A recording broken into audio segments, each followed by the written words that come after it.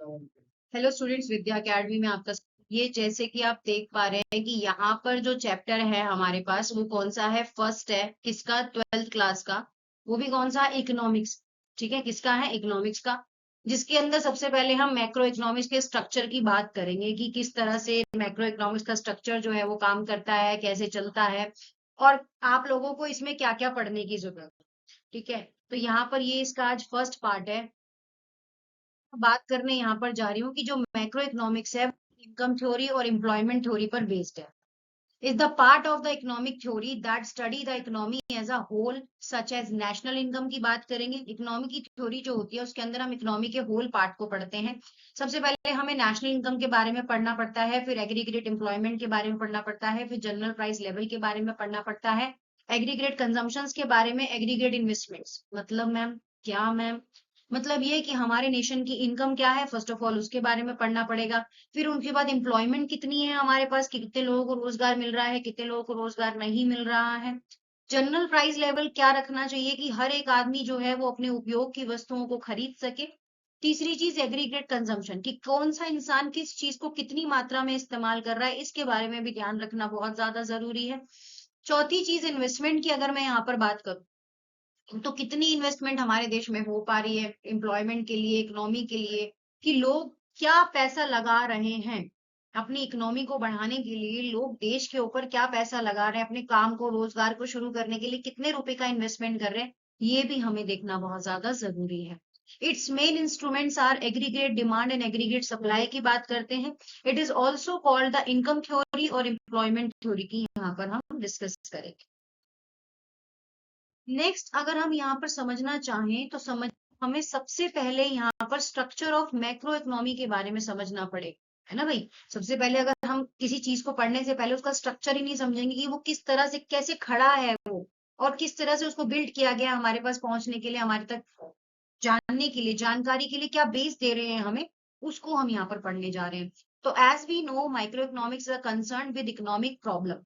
तो बेसिकली जो macroeconomics का पर्पस होता है वो हमेशा इकोनॉमी से जुड़ी जो भी समस्याएं होती हैं उसके बारे में बात करता है। होल कंट्री जो है इसी लेवल पे सबसे पहले काम करती है कि इकोनॉमी के अंदर क्या प्रॉब्लम्स आ रही हैं। उसके बाद स्ट्रक्चर ऑफ मैक्रो इकोनॉमिक्स जो होता है implies study of different sectors of the economy, and economy में भी डिवाइडेड इनटू 3 डिफरेंट सेक्टर्स के ऊपर डिपेंड करता है। तो पहला सेक्टर हर कोई जानता है वो क्या है, प्रोड्यूसर। पहला सेक्टर हर कोई जानता है क्या है, प्रोड्यूसर। प्रोड्यूसर्स क्या करता है, सामान का प्रोडक्शन करता है। प्रोडक्शन के बाद उसकी उनके ऊपर सर्विसेज भी देता है। जैसे मान लो कोई एसी वाला है, ठीक है, मैन्युफैक्चरिंग कंपनी ने क्या करा, एसी बना दिया, ठीक है, आपने एसी खरीदा, अपने घर पे लगा लिया। इन एनी केस खरीदने के बाद आपके घर में किसी प्रकार की कोई उस एसी के अंदर किसी प्रकार की कोई प्रॉब्लम आ जाती है तो आप कहाँ ठीक करवाओगे, कैसे कराओगे, उस ठीक कराने के पर्पस को, या जब वो एसी आता है उसको इंस्टॉल्ड करने के पर्पस को सर्विसेज दो। I hope you understand कि what is the meaning of services. Services means that if you have purchased anything and you want to install it, you want to repair it, then it is called of services. ठीक है। House sector engage in the consumption of good and services। जो house sectors होते हैं वो क्या करते हैं, engage करते हैं कंजम्पशन। कंजम्पशन माने कि कोई इंसान किस तरह से किसी चीज का इस्तेमाल कर रहा है, वो उसकी कंजम्पशन है। जैसे मैं हूँ, मेरे पास 5 किलो चावल है और मैं 5 किलो चावल महीने में खा जाती हूँ, तो वो क्या है, कंजम्पशन है। बट और जो इलेक्ट्रिसिटी की बात करें तो मेरे घर में 15 यूनिट, 20 यूनिट, 25 यूनिट, 50 यूनिट तक इलेक्ट्रिसिटी जो होती है वो खर्च होती है। अब यहाँ पर कुछ एक छोटी सी चीजें हैं, वो क्या है कि household are taken as the owner of the factor of production. The government sector engaged in activity like a taxation and subsidies. आपसे जो गवर्नमेंट टैक्स लेती है उसके बाद आपको सब्सिडीज भी देती है, छूट भी देती है, जैसे इलेक्ट्रिसिटी के बिल में सब्सिडीज आपको मिलती थी। Rest of the world sector engaged in export and import. और जो वर्ल्ड सेक्टर होता है वो क्या करता है, एक्सपोर्ट और इंपोर्ट इन दोनों चीजों में कंसर्न बिठा के रखता है कि क्या चीजें आनी है, क्या चीजें जानी है। इसके ऊपर भी जो चार्जेस होते हैं वो पे करे जाते हैं स्टेट को, गवर्नमेंट को। फाइनेंशियल सेक्टर की बात करें तो engaged in activity of borrowing and lending, है ना, खरीदना और उधार करना या बेचना, जो भी चीजें हैं ये भी हमारा स्टेट जो है देखता है। ये सारा स्ट्रक्चर ऑफ मैक्रो इकोनॉमी के अंदर आता है। करूं तो आपकी जो इनकम है, जो भी इनकम है वो किस तरह से होगा, इसके ऊपर भी बहुत ज्यादा डिमांड रहती है। मान लो पैसा है, पैसा लगा दिया, अब वो पैसा फ्लो कैसे करेगा ये चीज भी देखनी बहुत ज्यादा जरूरी है। तो यहाँ पर है it refers to flow of money अगर मनी की बात करें तो इनकम और flow of goods and services across a different sector of economy in a circular form. There are two types of circular flow, real product, physical flow.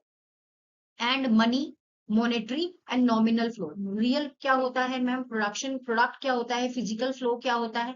Money, monetary and nominal flow क्या होता है? इसके बारे में हम धीरे धीरे अब यहाँ पर डिस्कस करने जा रहे हैं.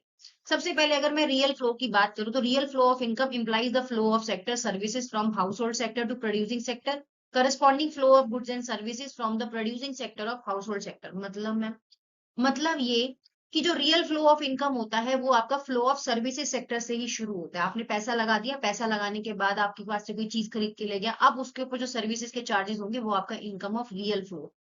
कंसिडर अ सिंपल इकोनॉमी की बात करें, दो सेक्टर में होता है. एक तो प्रोड्यूसर सेक्टर, प्रोड्यूसर क्या कर रहा है? पैसा लगा रहा है, प्रोड्यूस कर रहा है माल को. हाउस होल्ड सेक्टर क्या कर रहा है? उसको कंज्यूम कर रहा है, कंज्यूम कर रहा है. तो जो उसने पैसा लगाया वो पैसा उसके पास कहाँ से आ रहा है? वो उसके पास हाउस होल्ड सेक्टर से वापस आ रहा है.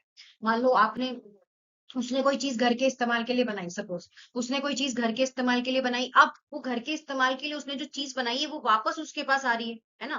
वापस उसके पास आ रही है तो उसको क्या बोलेंगे? हाउस होल्ड सेक्टर बोलेंगे. कहाँ से आएगी? हाउस होल्ड सेक्टर से, जो कंज्यूम करेगा उसके मटेरियल को, है ना? सर्विस सेक्टर है या हाउस होल्ड सेक्टर है? हाउस होल्ड सेक्टर क्या करेगा? कंज्यूम करेगा. एक किसान है, उसने गेहूं उगा दी, गेहूं उगाने के बाद मार्केट में बेच दी. मार्केट के बाद जो बंदा उसे मार्केट में खरीद रहा है, वो जो खरीद रहा है वो हाउस होल्ड सेक्टर वाले खरीद रहे हैं, कंज्यूम कर रहे हैं. तो हाउस होल्ड सेक्टर से क्या मिल रहा है? उसको पैसा मिल. ठीक है, ऐसे मनी फ्लो करती है. Two sectors are dependent on the following cases. Producer supply goods and services to the households. Producers क्या करता है? अपनी सप्लाई करता है, किसको? हाउस होल्ड वालों को देता है. एंड सर्विसेज किसको देता है? हाउस होल्ड वालों को देता है. And household as the owner of the factors of production, supplies factor of production, producers. Interdependence can be explained with the help of diagram के हेल्प से भी हम इसको समझ सकते हैं. जब हम क्लास में, ऑफलाइन क्लास में इसको पढ़ेंगे तो फिर मैं आपको पूरा डायग्राम समझा के बताऊंगी कि कैसे कैसे पूरा सेक्टर जो है वो रन करता है. और तो मैं यहाँ पे भी समझा सकती थी, बट फिर भी मैं अलग से इसके लिए शॉर्ट्स प्रिपेयर कर दूंगी, कैसे रन होता है, कैसे कोई चीज मूव करती है, कैसे कोई मनी जो होती है वो मूव करती है. मनी फ्लो की बात करें तो money flow refer to the flow factor income. Rent हो गया, इंटरेस्ट हो गया, प्रॉफिट हो गया, वेजेस हो गए. जो रेंट आ रहा है वो भी मनी फ्लो है. जो इंटरेस्ट, अगर मान लो किसी व्यक्ति को बैंक ने लोन दिया, लोन तो बैंक ने दे दिया, उसके ऊपर जो वो इंटरेस्ट रिसीव कर रहा है तो वो भी हो गया. प्रॉफिट एंड वेजेस की बात करें तो वो भी हो गया. मॉनेटरी रिवॉर्ड्स भी मिलते हैं. Should spend their income on the goods and services produced by sector. Accordingly, money flow back to the producing sector as a household expenditure shown in the flow chart. Following assumptions with regard to a simple economy with only two sectors of economic activities are: first, there are two sectors economy, household and firms. Second is services to the firm. And third is जो भी services house hold को दी जाती हैं वो. ठीक है, दो sector की बात कर रहे हैं बट एक्टिविटी तीन पर डिपेंड करती है. बात करें तो यहाँ पर क्या है? यहाँ पर है market of production, factor of market. As a result we can derive the following in the case of simple economy. Total production of goods and services by the firms. तो total production of goods of services by the firms का मतलब क्या होता है? कि total consumption कितनी है goods की, सर्विसेज की, हाउस होल्ड सेक्टर की. फैक्टर पेमेंट्स क्या है? मतलब क्या, किस हिसाब से फर्म के पास पेमेंट आ रही है. हो गया आप लोगों को? फैक्टर पेमेंट्स इनकम क्या आ रही है, कंजम्पशन एक्सपेंडिचर कितना है, तो उस हिसाब से सारी चीजें देखी जाती हैं. हर चीज में देखो, यहाँ पर मार्केट फैक्टर ऑफ प्रोडक्शन है तो कितने फैक्टर्स दिए हुए हैं? एक. यहाँ पर फिर इसी के तीन चार पार्ट, फिर आगे चार पांच छह सारे फैक्टर्स इकोनॉमी दिए हुए हैं. टाइप ऑफ मार्केट कैसी होती है? तो गुड्स एंड सर्विसेज की होती है. प्रोडक्ट मार्केट होती है जिसमें सिर्फ प्रोडक्ट प्रोडक्ट बिकते हैं, है ना? Firm sell to produce the household के लिए नो गवर्नमेंट और फॉरेन ट्रेड नहीं आता इसके. करें फेज ऑफ सर्कुलर फ्लो तो there are three type circular flow. सबसे पहले क्या है? प्रोडक्शन. प्रोडक्शन फेज क्या है? कोई भी इंडस्ट्री अगर कोई चीज बना रही है तो उसका प्रोडक्शन करना. डिस्ट्रीब्यूशन फेज, अब कहाँ तक डिस्ट्रीब्यूशन करेंगे? इनकम का फेज, रेंट का, इंटरेस्ट का, प्रॉफिट का, वेजेस का, पेड बाय प्रोड्यूसर सेक्टर जो भी मिलता है वो.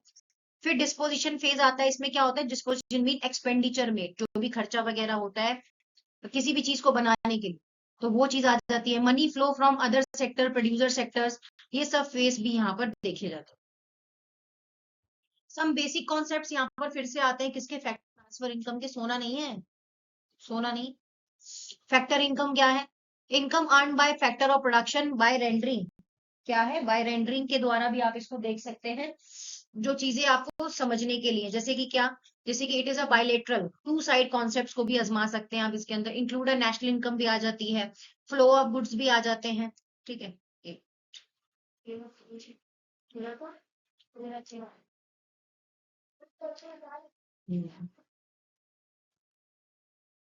फ्लो ऑफ गुड्स भी आपको यहाँ पर दिखते हैं।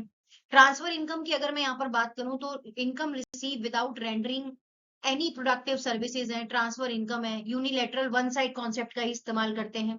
National income as it does not contribute anything in flow of goods and services की बात करते हैं। ठीक है।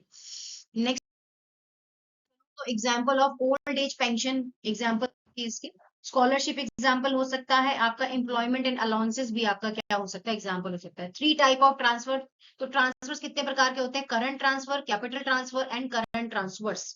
ये क्या मैम, दो दो चीजें, करंट ट्रांसफर, कैपिटल ट्रांसफर, अभी दो तरह के दिए हुए हैं, दो टाइप के होते हैं, सॉरी मेरी मिस्टेक है यहाँ पर।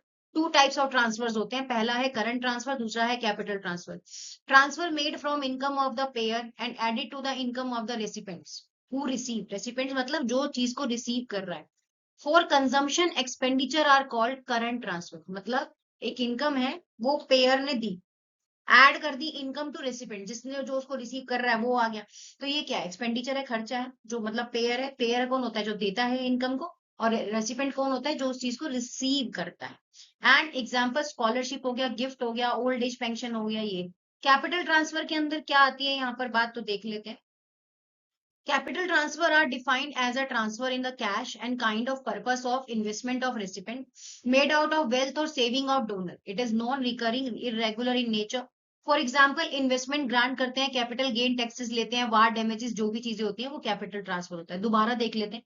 Capital transfers are defined as a transfers in the cash and in kind of purpose of investment of recipient. मतलब ये चीजें कैश में ट्रांसफर होती है, पर्पस क्या होता है, इन्वेस्टमेंट होता है। मेड आउट ऑफ वेल्थ और सेविंग की बात करते हैं डोनर के द्वारा, जैसे कि इरेगुलर नेचर हो जाता है इसका, इन्वेस्टमेंट ग्रांट है, कैपिटल गेन्स है, वार डैमेजेस है। स्टॉक की बात करते हैं, any economic variable particular point of time as a stock, कि स्टॉक कितना है, कितना रखा गया है। इसके बाद स्टैटिक इन नेचर है, that is it is do not change. There is a no time dimension in stock variables, example distance, amount of money, money supply, water in tank etcetera. Flow की बात करें तो any economic variable which is calculate during a period of time is known as flow. It is a dynamic in nature, it can be change, there can be a dimension, speed, spending of money, water in river, export import, ये सब चीजें क्या है वो देख। ठीक है, तो आज के लिए इतना ही करते हैं। आज के लिए इतना ही करते हैं, स्टार्टिंग था, इंट्रोडक्शन पार्ट था, तो आई होप आप लोगों को समझ आया होगा क्या है इसके